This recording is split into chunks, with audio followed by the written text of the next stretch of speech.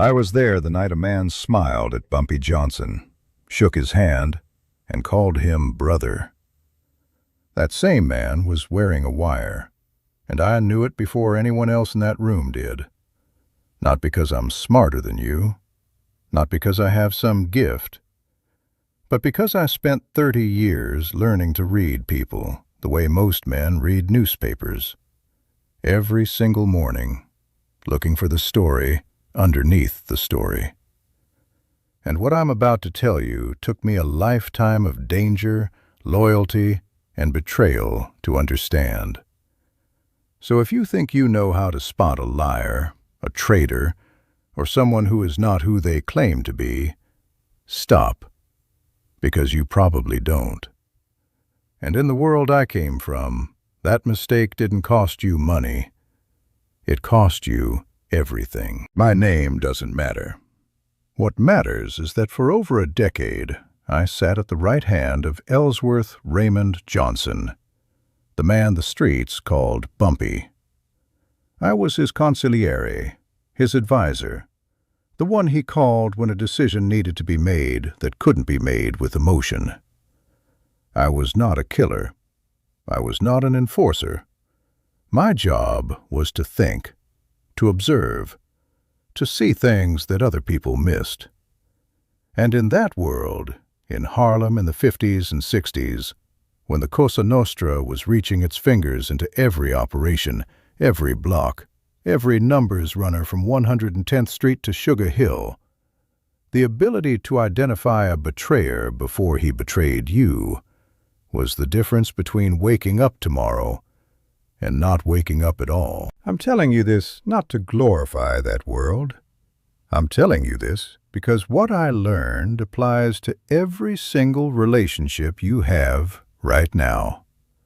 Your business partners, your closest friends, the people you trust with your secrets. The things I saw and the patterns I learned, they are universal. Human beings haven't changed. Betrayal looks the same in a Harlem gambling hall as it does in a boardroom in Manhattan. And if I can save you from even one devastating betrayal by sharing what I know, then this is worth saying. When I first came to work for Bumpy, I was 26 years old, and I thought I understood loyalty. I grew up in a neighborhood where everyone knew everyone, where a man's word was the only contract that mattered, where you could leave your door unlocked at night because the community itself was your security. I thought loyalty was simple. You were either loyal or you weren't. I had no idea how complicated it really was. I had no idea that a man could be completely loyal to you and still destroy you. And I had no idea that the most dangerous enemy you would ever face would almost always wear the face of a friend. In 1957, we had a man, I'll call him Raymond, who had been with our organization for 4 years. He ran numbers on the West Side. He was reliable, consistent, never short on the count. He laughed at the right moments, was serious at the right moments. He attended the funerals of our people. He bought drinks. He told stories. He was, by every visible measure, one of us. Bumpy trusted him. I trusted him. Everyone trusted him. And then one night, the FBI raided a meeting that only 7 people knew about. 6 of those people I would have put my life on. The 7th was Raymond. We never found out for certain, not in the way a court of law requires, but I knew. And I want to tell you how I knew, because the signs were there the whole time. I just hadn't been trained to see them yet. Here's the first thing nobody tells you about traitors. They don't act guilty. That's the trap. You're looking for nervousness. You're looking for the man who won't meet your eyes, who flinches when his name is called, who sweats in cold rooms. That man is not the traitor. That man is just anxious because anxiety is human. The real traitor, The one who has deliberately chosen to sell you is calm. He has practiced. He has rehearsed. He has separated his emotional life from his betraying life the way a surgeon separates tissue. He smiles because he has decided to smile. He helps because helping costs him nothing and earns him trust. The traitor is not the nervous man in the corner. The traitor is the one who makes you feel most comfortable. Raymond was the most comfortable person in any room he entered. That should have been the first sign. Instead, we mistook it for confidence. We mistook it for belonging. There's a difference between a man who is comfortable because he has earned his place and a man who is comfortable because he has nothing to fear, because he knows something you don't. Learning to tell the difference is everything. The second thing I learned working for Bumpy, and this one came directly from him, from a conversation we had over a game of chess one rainy Tuesday afternoon, is that the most valuable thing you can observe is not what a man does, but what he doesn't do. Bumpy said to me, "If a man never complains, never disagrees, never pushes back, that man is performing for you. Honest men get frustrated. Honest men argue. A man who agrees with everything you say is either afraid of you or he wants something from you." And he was right. Raymond never argued. In 4 years, I cannot recall a single moment where Raymond said, "I disagree." Not once. Not about anything. And when I looked back after the raid, I realized a man who never argues is a man who is not invested. A man who has already decided his real allegiance lies elsewhere. He has no reason to fight for the direction of something he is already planning to leave or burn down. I know what you're thinking. You're thinking about your life right now. The people around you who are too agreeable. The ones who never push back. And I want you to sit with that for a moment. Because this is not about paranoia. It's about discernment. There is a profound difference between someone who is genuinely easygoing and someone who is strategically compliant. One of them is a gift in your life. The other is a liability waiting to be activated. After the raid in 1957, Bumpy lost 3 good men to federal charges. He lost a critical piece of his operation on the West Side. He never fully recovered that ground, and for months I sat with the weight of that, knowing that I had shared meals with the man who did it, knowing that my own judgment had failed. That period changed how I thought about everything. I went back through every interaction with Raymond, and I found them, the signs. They were small, quiet, easy to dismiss in the moment, but they were there. Raymond asked questions that were slightly too specific. Not big questions, small ones. Details that a loyal man would have no reason to care about. Where exactly would the meeting be held, not just what time? Who specifically would be driving, not just that someone would handle transportation? These are not the questions of a man who is being thorough. These are the questions of a man who is filing a report. A loyal soldier needs to know enough to do his job. A spy needs to know enough to build a case. And there's a specific texture to those extra questions. They come wrapped in concern, in diligence, in the language of someone who simply wants to be prepared. Don't be fooled by the wrapping. There was also the matter of his outside life, how much of it we could see and how much we couldn't. Every man has privacy. That's human and right. But Raymond had walls inside of walls. If you asked him about his weekend, the answer was always pleasant and always vague, always smooth. Never the kind of messy, specific, boring detail that real life produces. Real life produces complaints about traffic and arguments with your landlord and the specific name of the restaurant where you had a disappointing meal. Raymond's life outside our organization was suspiciously clean, suspiciously narrative-shaped, like a story being told rather than a life being lived. And I missed it. I missed it because I wasn't looking for it. I was looking for guilt, and guilt wears a specific costume that most real traitors never put on. Let me tell you about the night I finally understood all of this completely. It was 1962, 5 years after Raymond. We had a situation. Another possible infiltrator, a young man from the Bronx who had come recommended through 2 people we trusted. Bumpy asked me to evaluate him, not to question him, not to investigate him, simply to spend time with him and tell him what I thought. I spent 3 weeks watching this young man. I ate meals with him. I played cards with him. I watched him interact with everyone from the most senior men to the youngest kids running errands.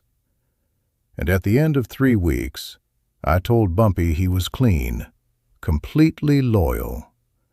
And I told him specifically why. Because this young man argued. He pushed back. He complained. He was annoyed by things that were genuinely annoying.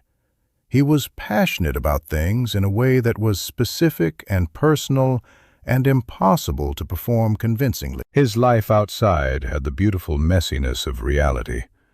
He complained about his mother's cooking and bragged about a girl he was seeing in a way that had too many specific details to be a fabrication. And most importantly, he never asked a single question that went beyond what he needed to know to do his job. He turned out to be exactly who he appeared to be. He was still with us years later, one of the most trusted men in the organization. And that experience crystallized everything I had been learning since Raymond. Here is what I want you to take from all of this, because this is where it goes from being a story about a world most of you will never enter to being about every single one of you. The principles of betrayal are not specific to organized crime. They are specific to human nature. And human nature operates the same in every context. You have been betrayed before. If you are alive and you have relationships of any depth, someone has betrayed you. And I would bet my life that when you look back at that betrayal, the signs were already there. You dismissed them. You explained them away. Because we are not trained to see them, and because seeing them requires a kind of uncomfortable honesty about the people we love or trust or need. We do not want to see the signs. That's the real problem. Not that the signs are hidden, but that we unconsciously choose not to examine them because the conclusion they point to is one we're not ready to face. We tell ourselves that loyalty is something we feel in our gut about a person. But loyalty isn't a feeling. Loyalty is a pattern of behavior across time, across pressure, across inconvenience. And the only way to measure it is by watching, really watching, without the distortion of your own desire for the story to go a certain way. Bumpy Johnson used to say something that I've carried with me every day since I last heard him say it. He said, "The man who wants you to trust him quickly has a reason to want your trust quickly." Think about that. Trust built slowly, awkwardly, through disagreement and repair and honest failure. That trust is real. Trust offered to you warmly, easily, immediately, packaged in charm and reliability from the very first meeting. That trust is a product. Someone is selling it to you. And the question you should always ask yourself is, why is he selling? And what does he want in return. I am an old man now. The world I lived in is gone. Bumpy has been gone since 1968. Most of the men I knew, on all sides of every line, are long dead. And I have had decades to sit with everything that happened and to distill it into something that matters beyond the specific context in which it was learned. And this is what I believe. The single most important skill a human being can develop is the ability to see clearly, without hope, without fear, without the need for a particular outcome, and to act on what you see. You are surrounded by people right now. Some of them love you. Some of them need you. Some of them are using you. Some of them are waiting for the right moment, and you probably already know, somewhere beneath the part of you that doesn't want to know, exactly who is who. The question is whether you have the courage to look, because looking means the possibility of loss. Looking means you might see something that forces you to change things, to let go of things, to grieve things you were comfortable not grieving.